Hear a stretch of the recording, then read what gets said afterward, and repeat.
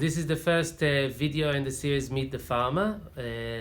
My name is Nir Halfon. I'm one of the garden managers at old Plaw Hatch Farm and a farm director. I've been involved with the farm as a garden manager for the past 7 years. But previous to that, I came here as a volunteer. That was 18 years ago. Potting shed is our main tool shed, and where we do a lot of our work. So all our tools are here, spades and hoes and small garden forks. We've got some of our boxes for vegetables, our office corner, and the biggest element of this shed is a big table for packing, mixing salad and packing vegetables and leaves. We spend here part of the morning, so we'll pack all the greens in here. A lot of the vegetables that you see in the shop have been harvested that morning. I remember holding for the first time biodynamic compost in my hand. That was quite remarkable because I felt it was something of a different quality that I've never experienced before. It just was alive in my hand. It was vibrant, it was black, it was dark, it was moist. It just felt so alive, and it's hard to describe it. It was just something else, because I've seen compost of people made at home, and it was recycled vegetables in a way. But when I felt biodynamic compost, I really felt that the added benefit that biodynamics give to it, how the preparations worked and the vitality. At the time, I didn't have the language to describe it, but I knew I was onto something. So this is the compost we use in the polytunnels and on the fields to grow vegetables. It's generally farmyard manure with vegetable leftovers, and we put the preparations in and we turn it. This is about 2 years old. This time of the year is a bit quiet in the garden. I can talk more about the garden. We meet at around 8. We do a check-in. So there's at the moment 3 volunteers and an apprentice, and Liz, she's my co-manager, and myself. We meet every day at 8 o'clock, and we check in, ask everybody how they are, and then usually the day starts with harvesting. So we check the shop the evening before, and we know what they need, and we harvest the vegetables that the shop need. And then there are the jobs. So at the moment we're doing a lot of pruning soft fruit, manuring them, so putting compost around the base of the fruit and mulching the base of the fruit. We've got 11 polytunnels in the garden. Everybody's welcome to come and walk through them. We're trying to keep them as clean as possible. And we grow a lot of the vegetables that you see in the shop in them. So in this polytunnel you see some rocket, some winter purslane, which is a winter salad, and some spring greens, which would grow and come to the shop in the spring. What are your main challenges to growing food on the farm? I suppose on this farm particularly, it's the fact that we are on relatively marginal soil, so our yields are not very good. Some of the challenges is the fact that challenges and benefits, it's a two-sided coin, is the fact that we work with a lot of volunteers and temporary workers. So there's a lot of teaching, showing people how to do stuff, but then gaining the benefit of seeing them learning it and having the help once they learn the job. So that is on this farm.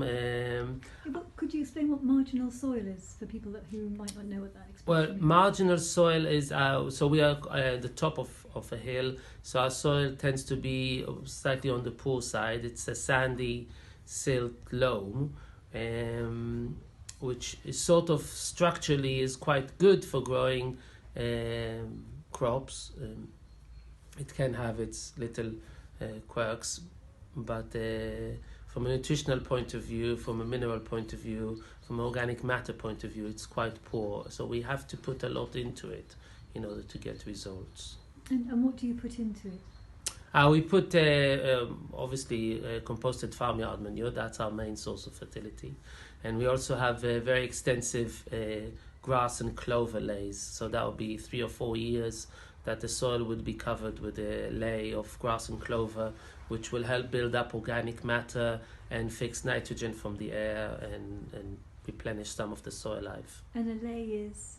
A lay is a mixture of grasses and clovers and herbs that we sow on a field and just let it grow and cut it.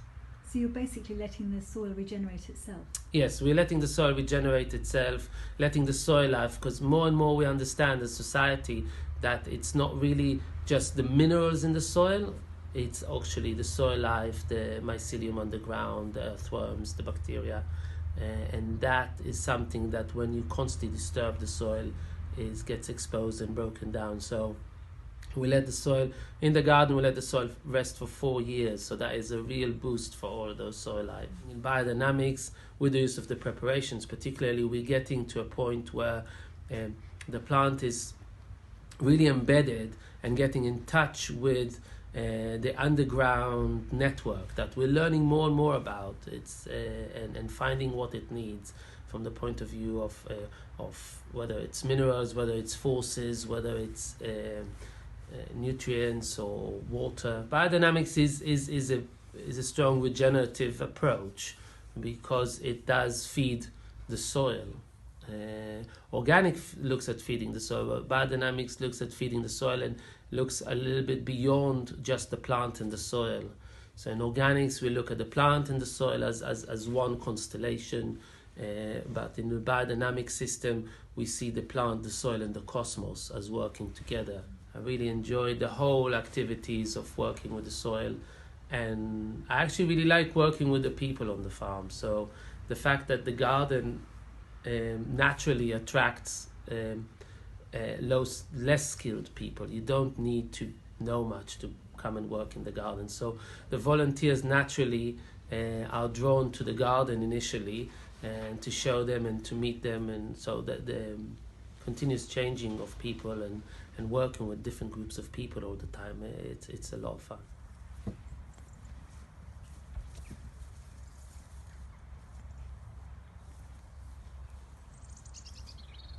I came from a city job, so very, very far removed from this type of work. But yeah, I just had a real longing to kind of reconnect to the land. So this is my first experience of any type of farming. So again, learning a lot, but just so much more fulfilling than any other work I've ever done. Going back to the question about the challenges for growing food these days, I think one of the biggest challenges that I see is that we are driving, from our own human nature, I feel we're driving to always more technological, more yields, more and more and more. And actually what is happening is that we're getting disconnected as humanity from the source of our food. And there's an idea that big fields of monoculture that are GPS driven and with big tractors and big equipment is really going to be the solution. The actual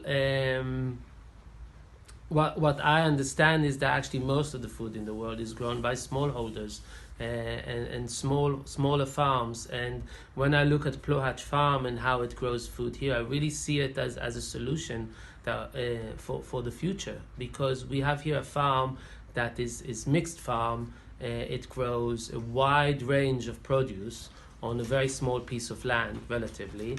It employs a lot of people, so the benefits are multiple, because we get people who are employed, we're getting people who come and see the food where it comes from, they're getting back in touch with nature, they're getting good quality, seasonal, local, healthy food. It's just a win-win situation, and I think more Plaw Hatch farms, more Tablehurst farms, more of these sort of enterprises around are, in my sense, are the solution to where we're facing.